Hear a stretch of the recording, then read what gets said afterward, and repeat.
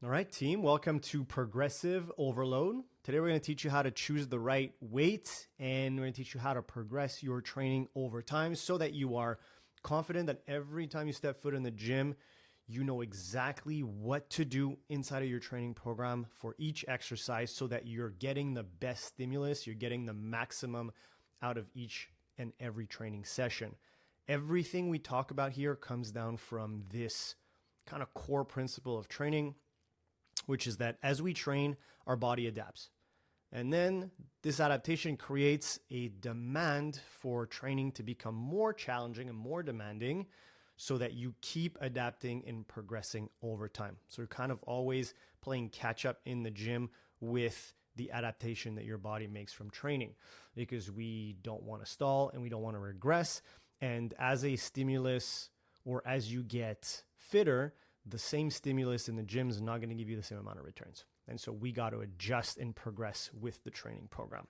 And so if we break down the conversation into three main points, you're going to know how to choose the right weight, then how to decide if, when, and how you're going to progress week over week. Obviously, some of that is part of the coaching or built into a training program, but some of it you have the responsibility to manage when you show up at the gym. So you're going to know how to do that. And then the last one, we're going to teach you basic principles of auto regulations, right? So how to adjust your training if you're feeling really, really good or maybe not so good today, so that you still get a quality training session based on how your body's feeling, because we can't always predict that you're going to be a little bit better every single time. Now, if you know me, you know that teaching and empowering people with the right information and knowledge is really important. And one of the core principles of my business model is to build autonomy with my clients. And so, like I was just saying, part of this will come from coaching or a training program, but part of it comes from you. And you need the tools to be able to manage yourself in your training if you really want to make sure you get the best long-term results. Let's get right into it. Let's start with how to choose the right weight. So you show up at the gym and now you got to decide, you got maybe, let's say 3 sets of 10. Now you got to decide which weight am I going to put on the bar so that I get the best workout possible. The main thing that you need to understand from this is the core principle of rate of perceived exertion, or RPE. RPE is a scale of 1 to 10 that tells us how hard it was. So how hard that set that you just did was. And the way that we quantify that, so 10 would be the hardest set possible, whereas 0 and 1 would be an extremely easy set. When we do this for resistance training, you can also do this for endurance training, but when we do this for resistance training, we correlate this with another scale called RIR, or reps in reserve, because this makes it really easy for us to gauge the difficulty of a set. Reps in reserve is how many reps you could have done before failure. So 0 is my set of 10 was the maximum weight possible. I could not have put more weight, and I could not have done more reps. So that's 0 reps in reserve, or reps in the tank. This would be the same as an RPE 10. So 10 on 10, the hardest thing I could have done, 0 reps in reserve. I could not have done an extra rep.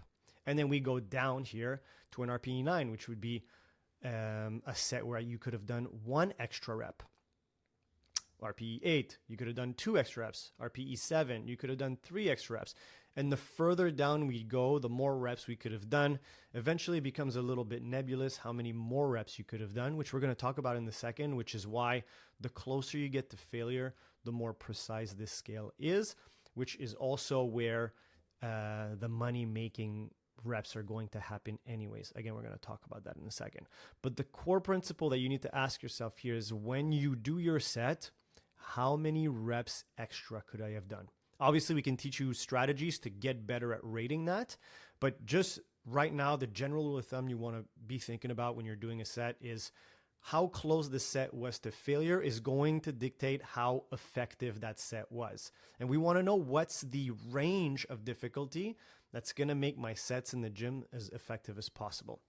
So to recap, this is the rate of perceived exertion. We use a scale of 0 to 10. We can even use 0.5s, like a 9.5 instead of a 9 or a 10 if we're unsure and we're in between, or maybe we could have added a little bit more weight, but not necessarily do one more rep. And this is correlated with reps in reserve. Now, here's an illustration for you to kind of show you where the magic happens. 0 to 3 reps in reserve is where the real gains are, where the sets are difficult, but they're also giving you the biggest return on investment when it comes to strength and muscle gains.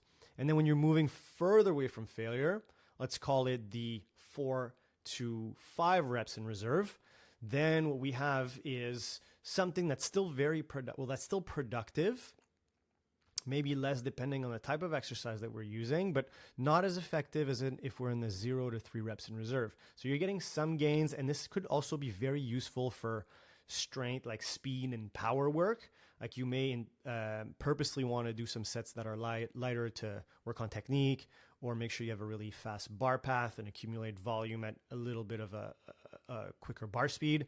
If we're talking about building muscle, you got to get close to failure. And so that 0 to 3 is the sweet spot. And then when we're looking at stuff that is 6+ reps in reserve, let's say, we're talking about minimal gains. We're talking about a light effort. It may even be a warm-up set. And so when you're thinking about doing a set, if you feel like you have that much in the tank, then it's probably not something that's going to make you much stronger or allow you to build more muscle. So we want to be closer to failure. Here is the message when it comes to figuring out what an effective set is going to be. So now that we understand this, and we know that the sweet spot is somewhere between 1 to 3 reps in reserve, which will be 7 to 9 RPE purely, and why not 0, by the way? Just because when we know that when you go all the way to failure, right, or you do a max effort lift, the stimulus to fatigue ratio becomes a little bit less advantageous. So you're going to get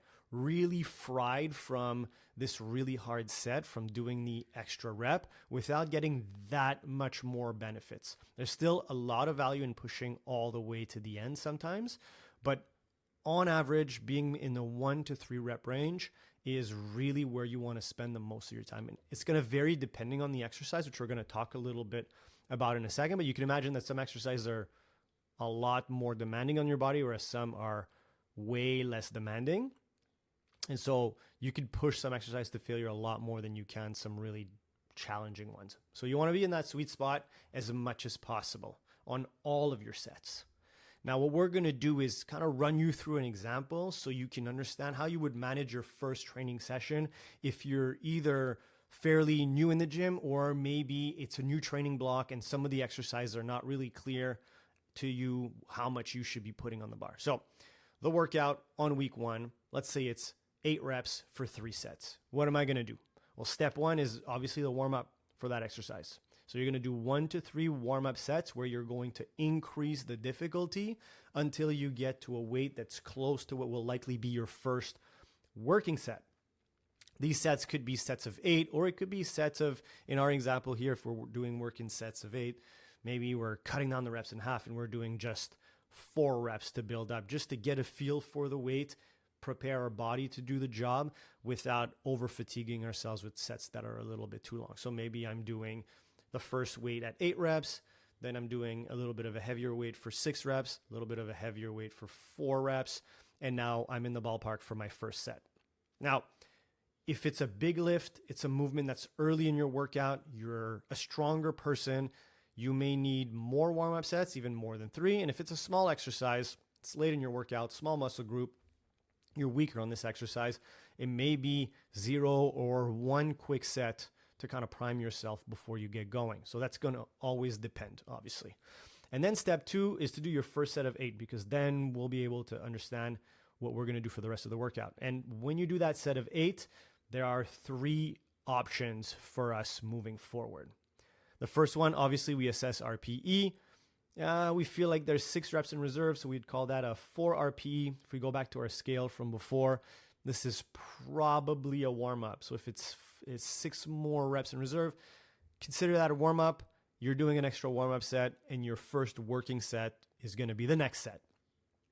The second option would be you're kind of in the ballpark. You're getting a little bit more demanding. Maybe it's a 5-6 RPE. So you have a little bit less in the reserve. It's getting heavy. we could definitely consider this our first set. And then from there in the subsequent set, because it's your first workout, your first week of the training block, then maybe you're going to increase the weight a bit more so that you end up in that sweet spot of 7 to 9 RPE.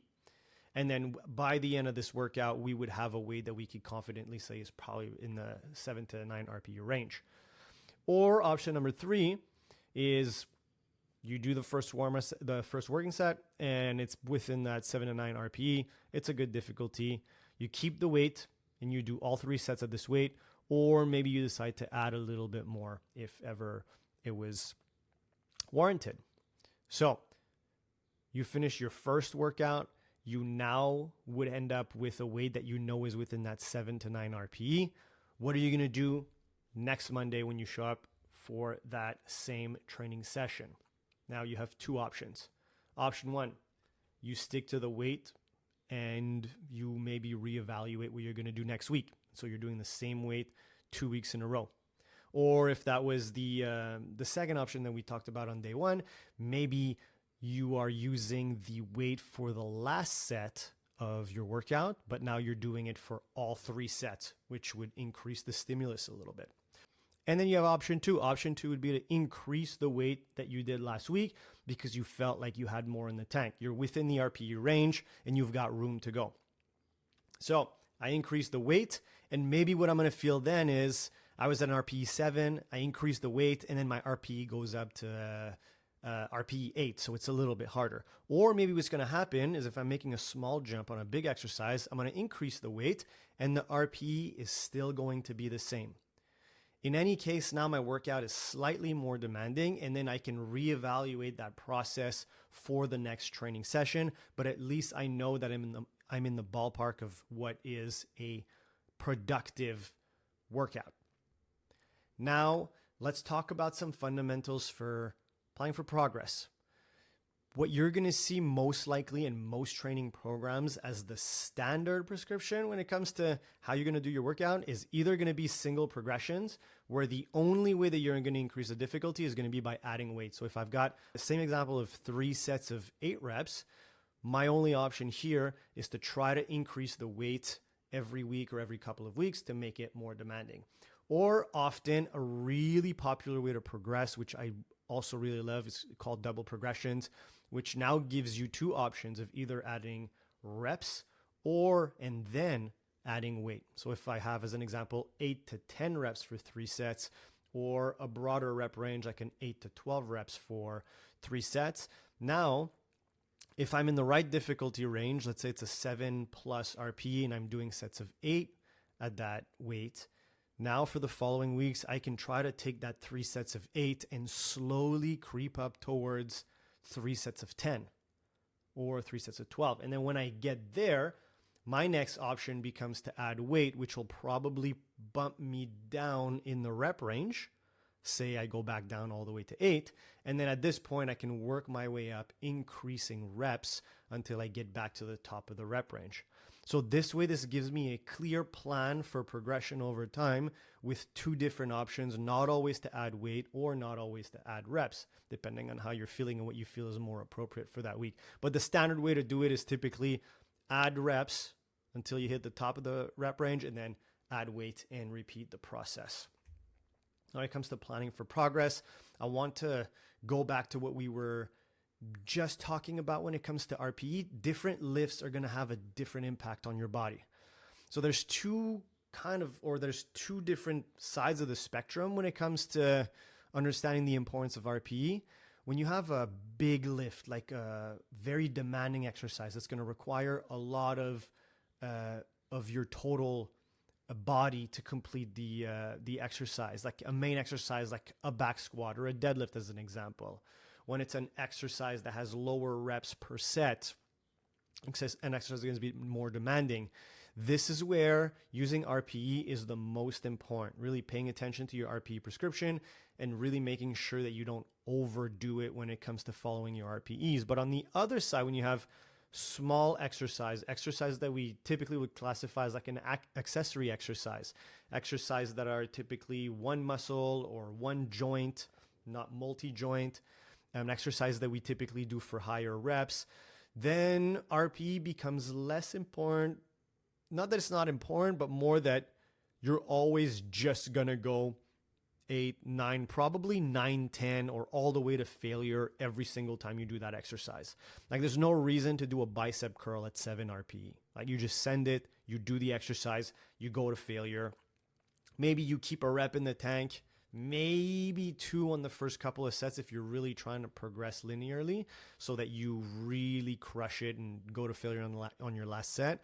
But you're not trying to manage fatigue on those smaller exercises. So it's really important to kind of remember that. And now let's zoom out for 1 second, thinking about how you're going to see that progression occur in your training program. So option 1 is going to be a pretty linear increase every single week. So you may really want to add weight or reps every week, every time you show up in the gym, unless maybe, as in this example here, you have 1 week where you feel really tired for some reason. Maybe you're a hybrid athlete, you had a crazy run on the weekend and now your squats are feeling tired, or you had really bad sleep, a lot of stress, a lot of demanding workouts, and you show up and your squats are just not moving the way they normally do. So that week you kind of drop the weight back, but then you're back up into that same kind of incremental increase situation on a weekly basis. And that's obviously a clear way to progress your training. But there's also a more patient way to do it, or something that you're inevitably going to encounter in your training program, where you go do an exercise and you do the same amount of reps and the same amount of weight for multiple weeks in a row, which is also okay, because progressive overload doesn't necessarily always happen if you progress the exercise.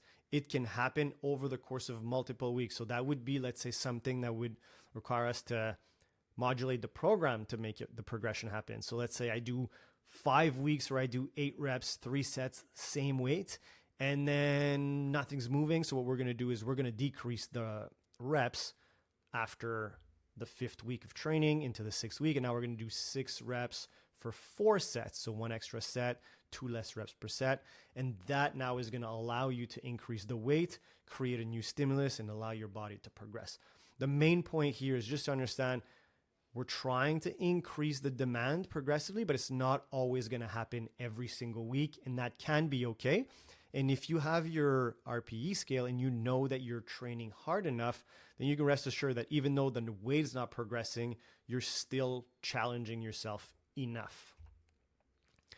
Now let's talk about a couple more key points that are really important to help you be in the right mindset or frame of reference when you're doing your program. Number 1, you feel extra good, you feel extra bad today. What do? You adjust the weight and you stick to your RPE. So if you know you normally do, let's say, a bench press at 200 pounds and it's an 8 RPE and you're feeling super bad, then maybe you have to go to 190, 185. And then as you're doing your sets, you're like, wow, yeah, this actually still feels like an 8 RPE. Then you know that you're applying the right stimulus that is required for that session. It's just that the weight is lighter this week. And it's totally fine because, again, your body is reading the stimulus or the demand, and it's a little bit more tired, and that's all it could take. It's going to recover from that. And on the long term, you're going to see the progression. So focus on the stimulus, not necessarily always on the weight, because you will not always be able to do the same weight, particularly as you get more advanced. Second one, which is a little bit more important for my more beginner people, is that sometimes you don't want to follow the program. You want to go until it's hard. Maybe let's take the example of a bicep curl. You're doing a bicep curl. The program calls for 3 sets of 15. Use a weight. You get to 15, and it doesn't quite feel like you're about to fail. You don't feel like you're at a 9 or a 10 RPE. Then even if the workout plan says 3 sets of 15, maybe you're going to have to take that weight and you're going to have to go to 20 reps, because you want to make sure it's a small exercise and you want to make sure that it's hard enough. And so you're going to go all the way to 20. You're going to call that your first set. And then you're going to consider increasing the weight so that you hit the prescribed reps from the workout on the subsequent sets. But it shouldn't be an excuse to stop at 15 just because the program said 15. Push to failure and then adjust for the next workout. Another one is that you need to get good at rating RPE, but it takes time. So it's normal that you're listening to this and you're like, how am I going to know if I'm 3 reps away from failure or whatever?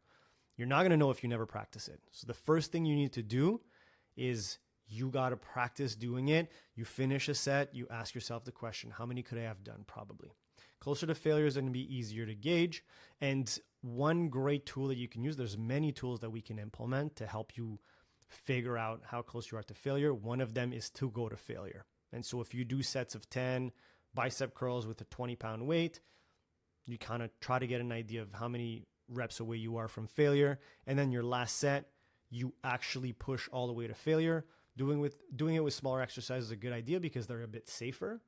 And so doing deadlifts to failure, if you're less confident with that exercise, would maybe a little bit more risky, but doing it with a bicep curl is going to be generally very, very safe. So you start with smaller exercise, you progress to bigger exercises over time. But then what you do is you push yourself all the way to failure. Therefore, you know exactly how close you are to failure when you compare it to that set. And over time, the more you do that, the more you practice, the better you're going to be at gauging RPE. Now, if you are not good at RPE, what are other signs that you can use to figure out if the set is working you hard enough? One of the main things that you could do is listen to your body. Your body's probably going to behave differently from a warm-up set to an actual working set. You're going to be grunting. You're going to be breathing heavy. You're going to make weird faces when you're lifting. You're going to have to hold your breath more. And so all of these signs are important signs that you are challenging yourself enough. And another really important one that's very highly correlated with proximity to failure, it's your reps are slowing down. If your reps are involuntarily slowing down, meaning they're getting slower even if you're trying to move fast, it's an indicator that you're getting closer to failure. Doesn't mean that as soon as your reps slow down, you're close to failure. You still have to keep pushing to see, but normally as your reps slow down, we're getting close to that sweet spot. So that's another sign that you can use as you're practicing gauging RPE.